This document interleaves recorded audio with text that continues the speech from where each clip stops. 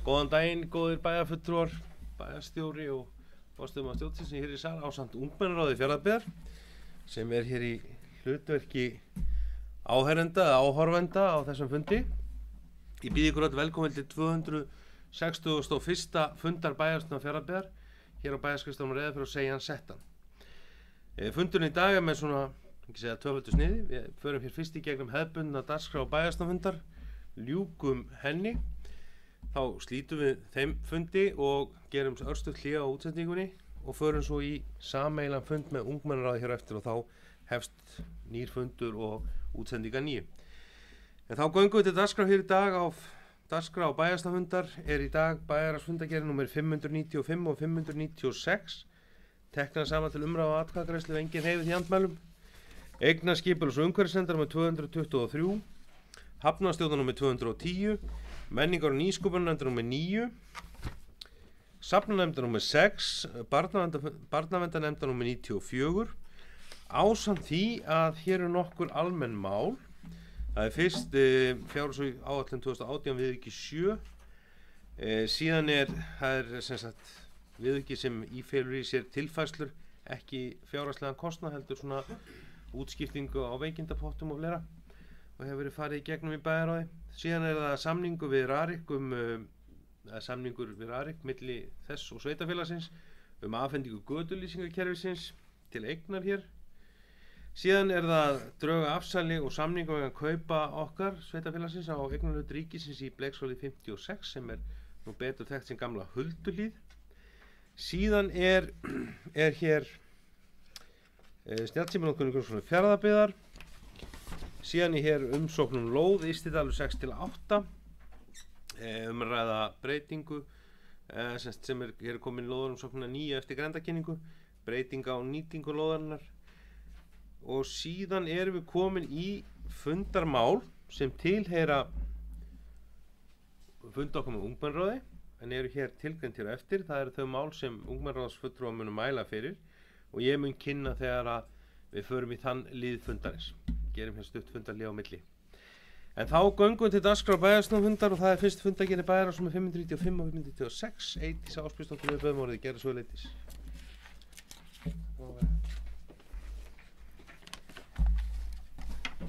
Forseti, bæjarstjóri, bæjarfulltrúar og fulltrúar ungmennaráðs.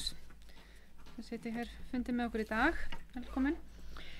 Ég ætla að fara hérna yfir nokkur atriði í fundargerðum bæjarráðs númer 595 og 596 og ætla að byrja að fara yfir lið 1-2 hús frístunda og ákveðið hefur verið að fara í þá vinnu að skoða að færa félagsstaf eldri borgara í Neskaupstað sem og starf félagsmiðstöðvarinnar Atoms í Egilsbúð.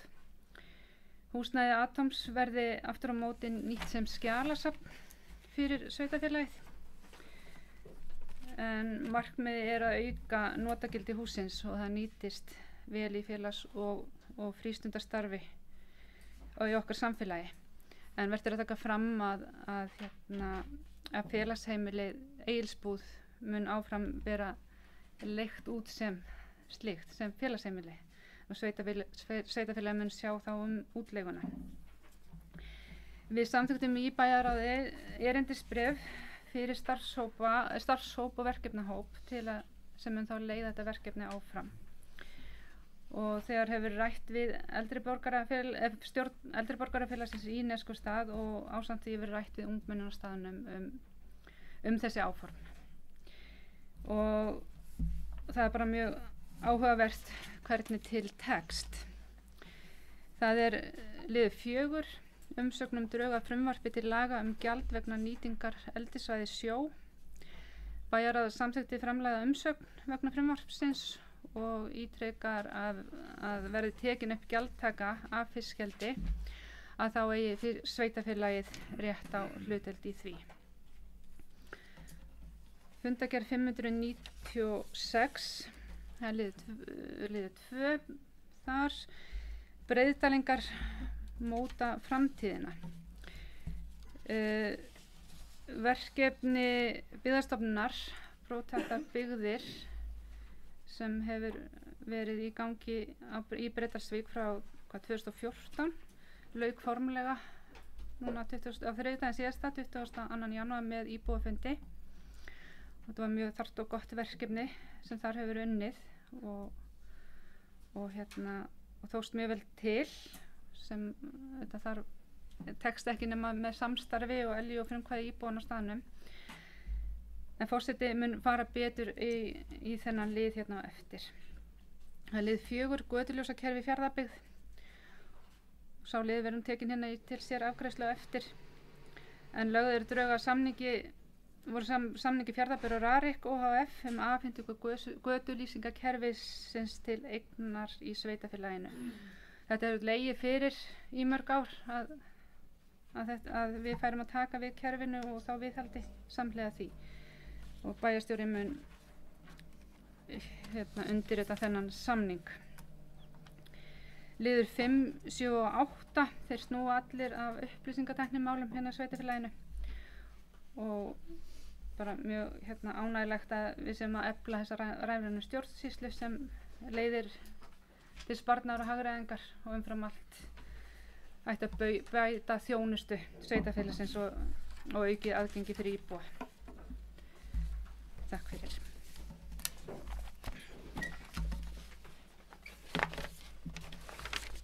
Þið Reyndís, fá að kveða með östu hljóðsundir fundagerðum Bæjarás einnig. Kannski aðeins bara einmitt í kjölfar orða formanns Bæjarás að í tengslum við þessa tilraun sem við teljum rétt að gera núna þegar að Egilsbúð er að koma úr útleigu. Hún hefur verið í rekstri eða semst í útleigu og rekstri síðustu ár en er að koma núna í hendur sveitafélagsins 1. febrúar næstkomandi. Það er þetta mjög æskilegt þessi stóru miklu félagsheimili okkar, við þurfum að ná að nota þau, við þurfum að nýta þau betur en við höfum gert. Því miður hefur svona hafa þau svolítið mist hlutverk sitt svona á síðastliðnum árum og er nú búið að skoða það og velta því lengi fyrir sér hér í bæjarstjórn Fjarðabyggðar. Allt frá því held ég einhvern tímann á kjörtímanu 2006 sem við Jens Garðar sátum í starfshópum einmitt framtíða nýtingu félagsheimilina og þannig að það er vonandi að gangi þetta vel þá er þetta ákjósanlegt einmitt að taka til skoðunar á fleiri stöðum í sveitarfélaginu þar sem félagsheimilin eru í lítilli sem engin notum.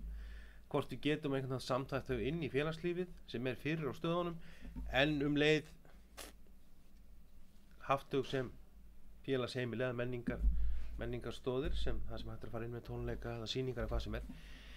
Engu að síður breyti þetta ekki því og ég veit að það verður örugglega til umræðu hér á eftir þingmannaráðinu að ástands- og húsa félagsmiðstöðvanna er alls ekki sveitarfélaginu til sóma og við þurfum að leita lausna sem eru öðruvísi heldur en þessi er á sumum stöðum, það sem ekki er svona til. En þetta verður áhugavert að gangi þess núna og sjá hvort okkur tekst að gera þetta vel þannig að þetta nýtist og við getum að losa önnur húsnæði óhagstæð og jafnvel látið þau frá okkur í sölu. Aðeins bara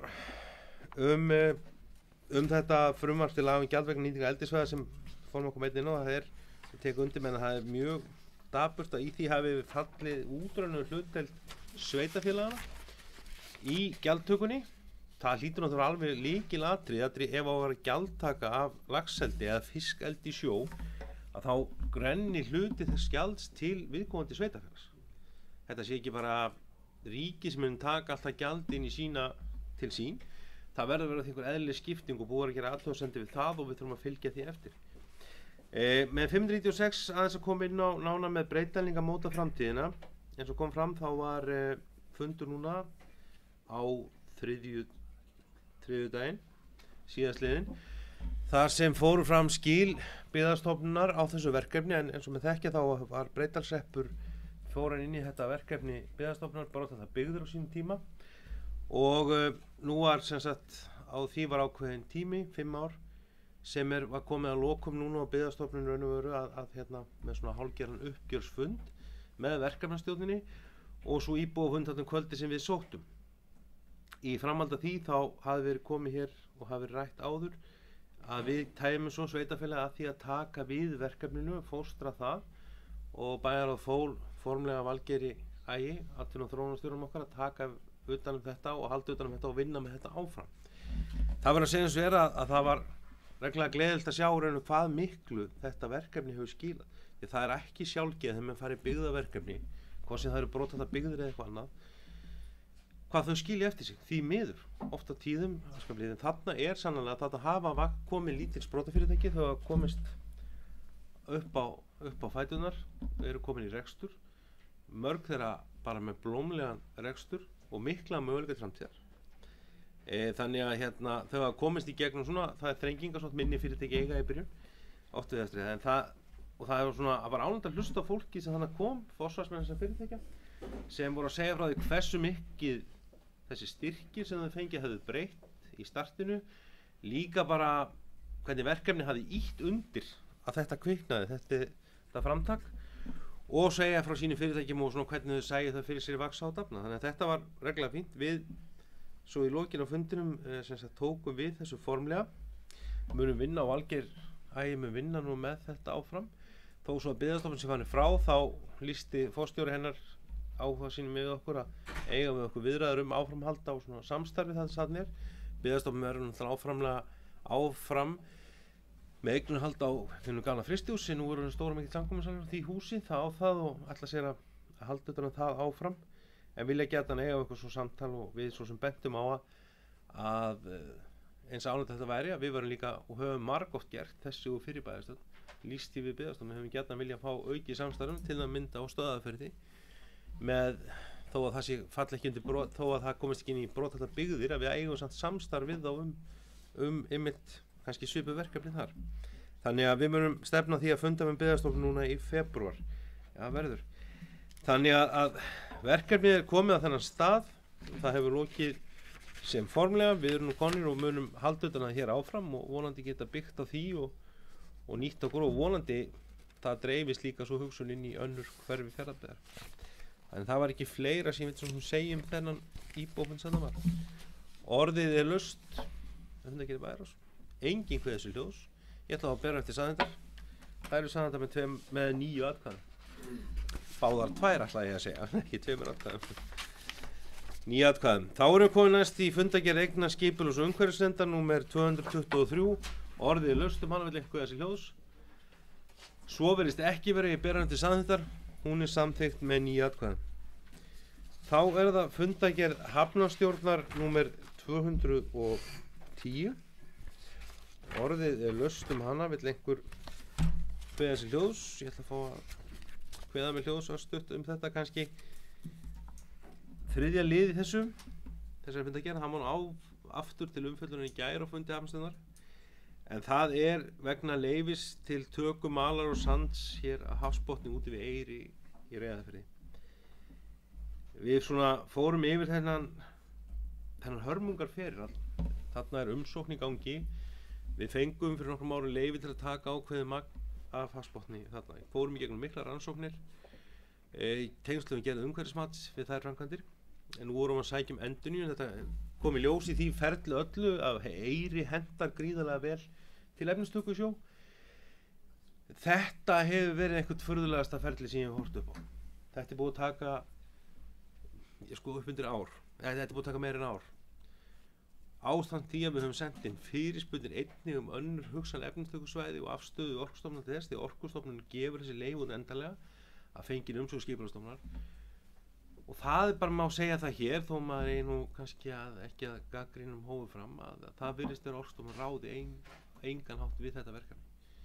Og þetta er ekkert bara hér, aðrar hafnir, það kom fram á þingi Hafnasambands Íslands í haust, að hafnir annars á landinu glíma við nákvæmlega sama, að það er gríðalegur hægagangur og útgáfusarleyfa frágangi þeirra, og þetta hefur verið haft nú þegar, og við bókum það svo í gær á fundargerð sem kemur næst, hafnarstjórn, að þetta er búið að hafa nú þegar áhrif á sveitarfélagi til skaða, bæði náttúrulega í allum framkvæmdi sem við erum að hyggja á með uppdælinn sem þurfa uppdælingu að halda, og einnig fjárhagslegan skaða. Á þessum tímapunkti hefur náttúrulega, hér var fyrirtæki erlendis frá sem var starfandi á Íslandi í uppdælingu, og við horfðum meðal annars til í þessu verkefni. Það er farið með sitt skip á landi.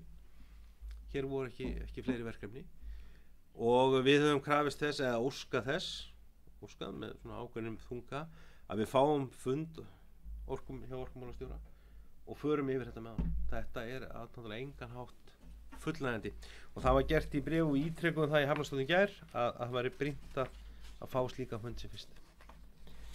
Þannig að þetta er svona, já, þetta er mikið kerfismál.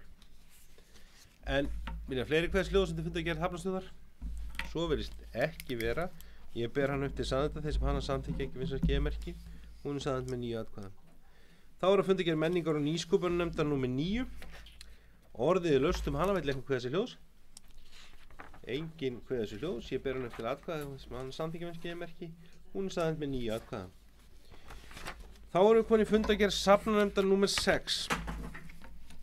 Orðið er laust hana, vill eitthvað kveða sér ljós?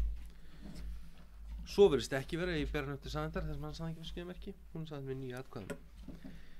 Þá erum konið í fundagerð barnaverndarnefndar með 94, orðið er laust hana, engin kveði þessu hljóðs, ég ber hann upp til saðendar, hún er saðend með 9 atkvæðum.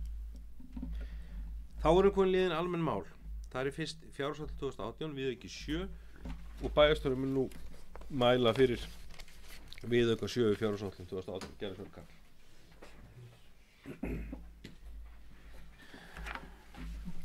Forseti, bæjarfulltrúar og aðrir gestir.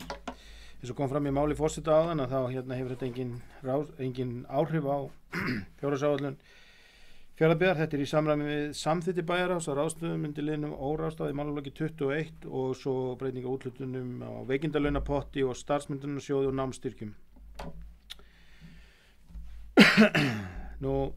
Þarna er ástæðan fyrir að það var ráðist í gagngera endurbætur á íþróttahúsinu á Eskifirði. Umfang viðhaldsverkefna verður verulega meira en ráðgert var í upphafi. Gert var ráð fyrir kostnaði í fjárhagsáætlun en með tilliti til umfang þess er rétt að líta á þessar endurbætur sem fjárfestingu þar sem þær eru það miklar. Og þær verða færðar yfir í fjárfestingu í eignasjóði á árinu 2018. Sama sjónarmið á við viðhaldsverkefni í Stefánslaug á Neskaupstað þar sem hafa verið unnir viðamiklar endurbætur sem rétt er að líta á sem endurbætur og verða því færða sem fjárfesting í eignarhaldsfélaginu Hrauni sem heldur utan um þá eign. Einnig samþykkti bæjarráð á fundi sínum 10. desember 2018 að færa fjárfestingar samkvæmt fjárhagsáætlun ársins 2018 við leikskólann Lyngholt á Reyðarfirði frá eignasjóði til eignarhaldsfélagsins Hrauns og að skrá framkvæmdina með frjálsri sérstakri skráningu í virðisaukaskattsskrá.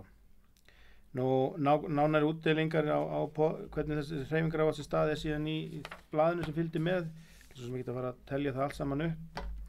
Þessar ráðstafanir hafa því engin áhrif á heildarniðurstöðu fjárhagsáætlunar Fjarðabyggðar heldur einungis á fjárheimildir einstakra deilda og málaflokka. Takk fyrir. Takk fyrir Karl. Lengur þessi hljóðsum viðauka 7. Svo er ekki berandi saðendar. Hann er saðend með 9 atkvæðum.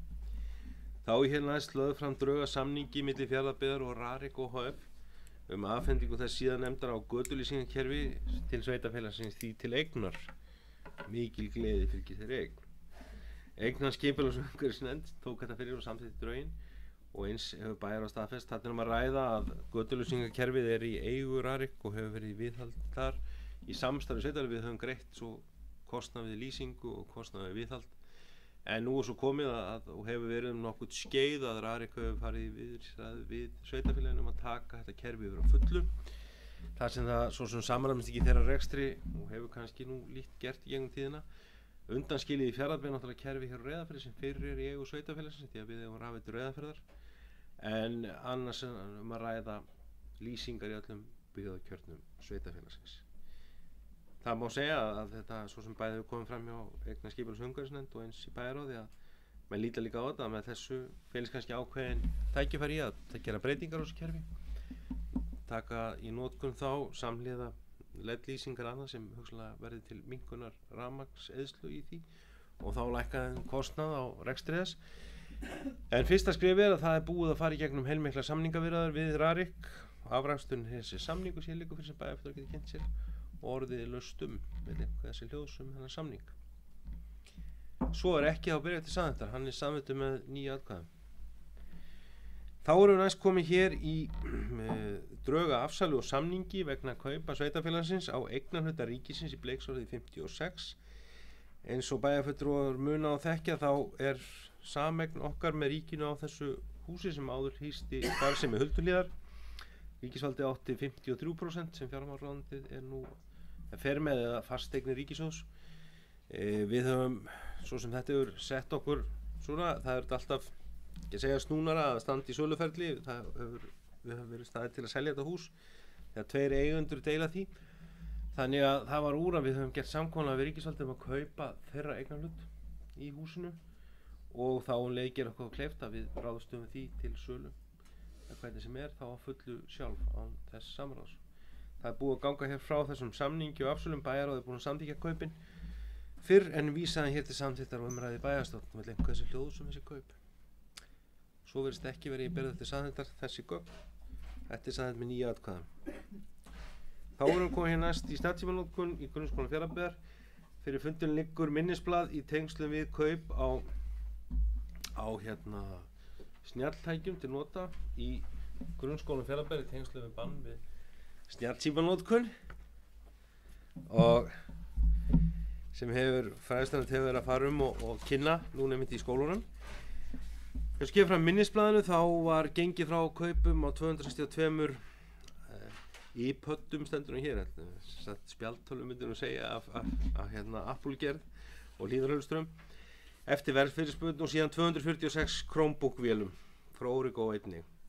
Einnig farið í gegn hér þar samhliða þessari tækjavæðingu, þetta endurnýja tengingan í 4 stærstu grunnskólana og skipta úr kopari við ljósleiðara til þess að ráða við það gagnamagn sem það farið í gegn og hér svo farið og svo var einnig styrkt þráðlausa netið.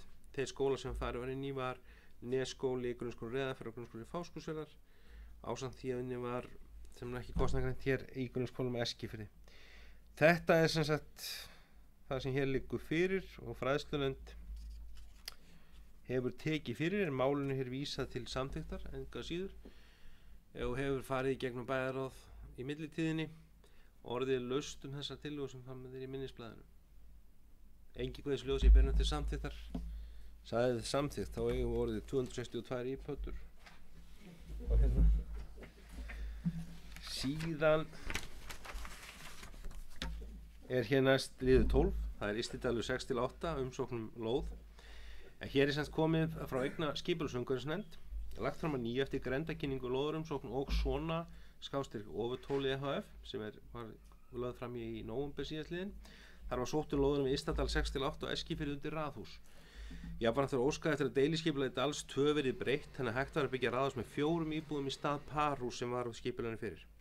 2 athugasemdir bárust vegna grenndarkynningarinnar, þeim var svarað í umsókn skipulags- og byggingafulltrúa 11. janúar síðastliðinn og taldi nefndin eigna skipulagsumhverfisnefnd framkomnar athugasemdir ekki þess eðlis að hafna beri þessari beiðni að 4 íbúða raðhús verið byggt við Ystadal 6-8 í stað parhús og samþykkti nefndin að óveruleg breyting verið gerð á deiliskipulagi Dals 2. Endanlega afgreiðslu náttúrulega eins og lögum vísa hér til bæjarstjórnar. Orðið er laust þessa óverulegu breytingu á deiliskipulagi. Engin guðisljós, þetta er beinum til samþykktar og hún er samþykkt með 9 atkvæðum.